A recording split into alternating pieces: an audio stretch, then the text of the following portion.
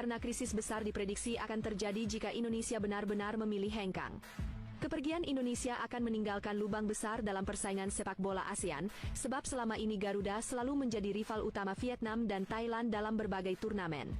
Tanpa kehadiran Indonesia, kompetisi hanya akan menyisakan Vietnam dan Thailand sebagai kandidat kuat juara, yang lambat laun dipastikan akan membuat para penonton merasa bosan karena minimnya variasi dan kejutan dalam perebutan gelar.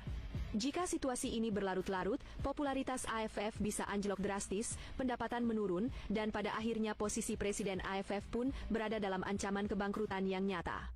Tak hanya dari sisi kompetisi, dampak keluarnya Indonesia dari AFF juga akan terasa besar di sektor finansial. Penjualan tiket, pendapatan hak siar, hingga minat sponsor diperkirakan akan mengalami penurunan tajam. Hal ini berpotensi membuat AFF mengalami kerugian besar, bahkan terjebak dalam tumpukan utang karena tingginya biaya operasional untuk menggelar turnamen. Lebih parahnya lagi, Presiden AFF sendiri dalam sebuah wawancara sudah mengakui bahwa sebagian besar pendapatan federasi berasal dari hak siar, terutama saat Indonesia bertanding. Ketika Indonesia tersingkir lebih awal, angka penonton, iklan, serta pemasukan hak siar langsung anjlok drastis, membuat keuangan AFF kian terpuruk. Dengan nada penuh kekhawatiran, Presiden AFF mengatakan, tanpa Indonesia, keuntungan turnamen ini bisa hilang. Katanya dalam wawancara terakhir, melihat semua kekacauan dan ketidakadilan yang terjadi, sudah saatnya Erick Thohir mengambil keputusan berani untuk membawa Indonesia keluar dari AFF dan bergabung dengan EAFF.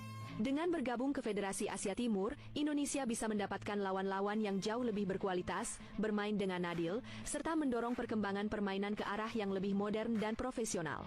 Daripada terus bertahan di kompetisi yang diwarnai permainan brutal dan ketidakadilan, lebih baik Indonesia mencari lingkungan yang bisa membangun mentalitas juara dengan cara yang benar.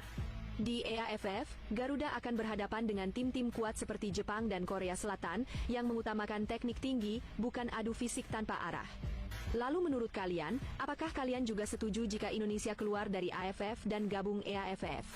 Jika setuju silahkan tulis di kolom komentar. Saya setuju Indonesia gabung EAFF.